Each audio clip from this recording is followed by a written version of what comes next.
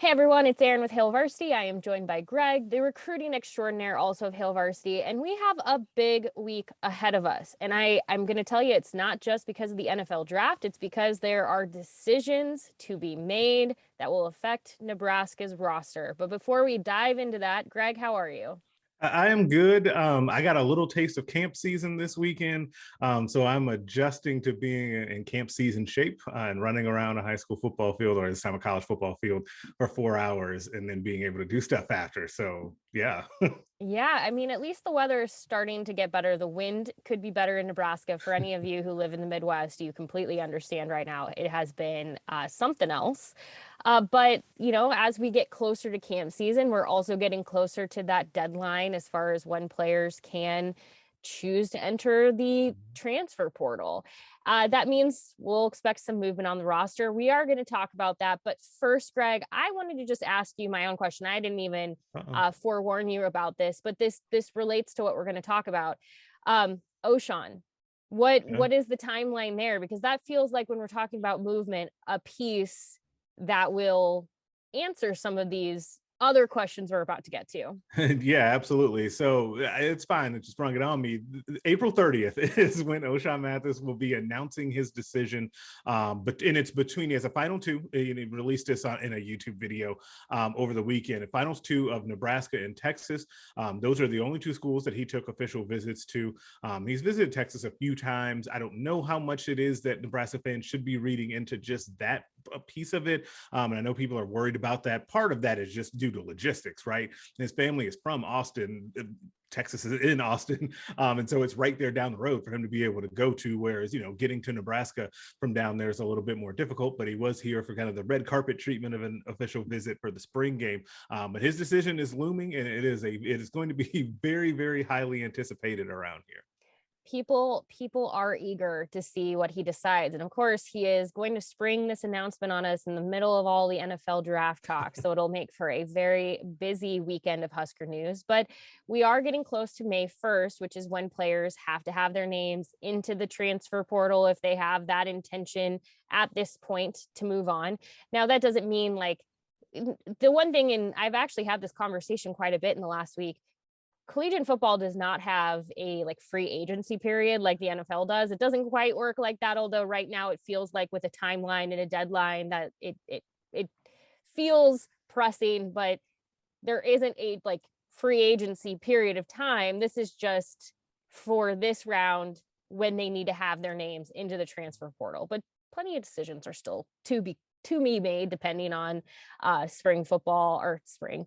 Yeah, some schools are still doing Yeah. spring football. I was going to say summer conditioning and fall camp, but knowing that we have this deadline coming up and we're about to get into camp season and you're going to start to see potentially more commitments, what can we expect as far as movement on Nebraska's roster? It seems like people are getting a little eager to know what to expect as far as movement at this point.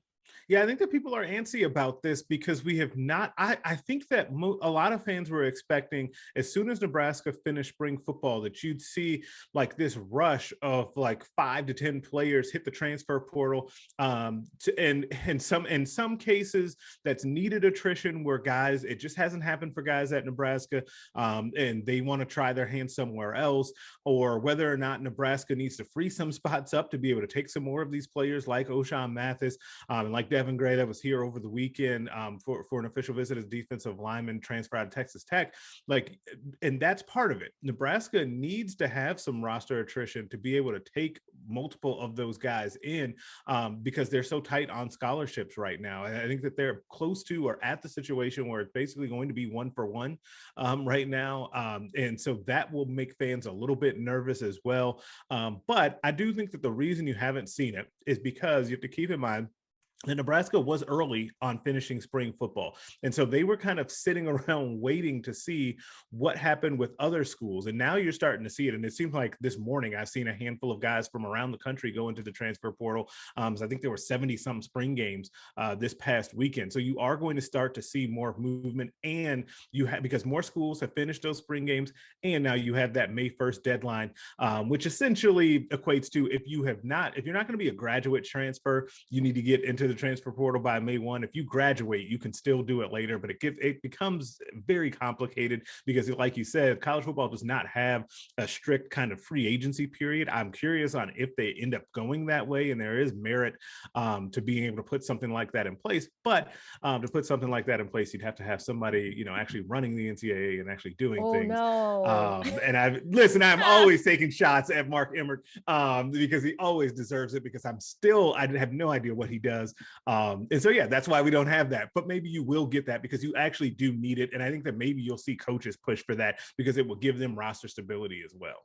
I would love a free agency period, mostly just because then you know when to expect that movement. I think there's a lot of kind of unsettledness because, as you said, there has to be a bit of a 1-for-1 right now with Nebraska because you don't have any scholarships really to be playing around with. You got to be very intentional. If somebody is coming in the door, there's got to be somebody leaving at this point. And there's just a lot of uncertainty. And based on when a school has its spring practices, like you said, Nebraska being earlier, it means Nebraska waited around longer. There's a little bit more of like a waiting period, kind of seeing what might happen, because we know now Casey Rogers, when he put his name into the transfer portal, he started to see a lot of offers rolling quickly, but he was just at USC's spring game over this last weekend. So if it just goes to show how different the timelines are, USC just hosted their spring game, whereas Nebraska has already seen, Nebraska's not only had its spring game, but has already completely ripped out the old turf, and the new turf is already in the stadium. A lot has happened in a couple of weeks. So that time frame just kind of shows you that there's no real consistency from one program to the next. And I'm not talking that negatively. That's just the way it works. So I can understand when fans are like, what is this going to look like? When are we going to start seeing things? Because it has felt like a bit of a waiting period at this point for Nebraska. Yeah, absolutely. And so I'm with you. I totally understand where fans' confusion kind of comes in. And a lot of that stems from just everyone being on different timelines. But I do think that you're going to see movement. Now, how much movement you're going to see is kind of debatable. Like, I could see this week being really wild and you having multiple people go into the portal and maybe some surprises, or you could see it be pretty quiet and just be a couple of guys that you just haven't seen yet that you need to make room for these additional guys that are going to come in, because Nebraska does need to address some needs. To say need a lot, especially on that defensive line. Like, that has been the hot topic around here. Like, O'Shawn Mathis plays a little bit different position than that, being an edge guy to really get after the quarterback. But Nebraska needs to be able to grab a couple of defensive linemen out of the transfer portal. But to do that, you're going to have to see either guys leave the team, or kind of the mystery thing that we just don't know about, and throw another monkey wrench in it, is guys that have been placed on scholarship that it's a non-renewable scholarship, right? And when those expire, because it's always hard to get a gauge of that as well. And so, to quote Scott Frost, roster management is extremely fluid. It's a difficult job as well.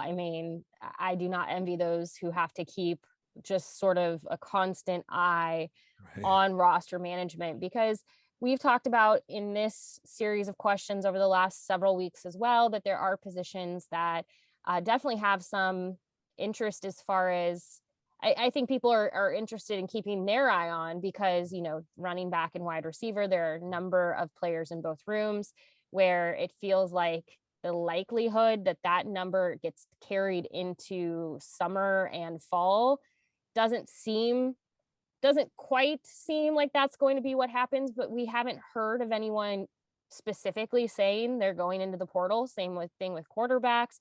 I know I've read some of the comments here on YouTube, and many of you have talked about it seems like, just kind of by the nature of just things right now, that maybe Nebraska doesn't see any attrition at quarterback. And that's what we've been talking about. It's an interesting season right now, or off season for Nebraska, heading into a season where it's pretty rare to have this level of depth at a quarterback spot. But does it make sense for one of those quarterbacks to move on at this point? Or could they maybe stick around for one more year and then choose to move on after the 2022 season?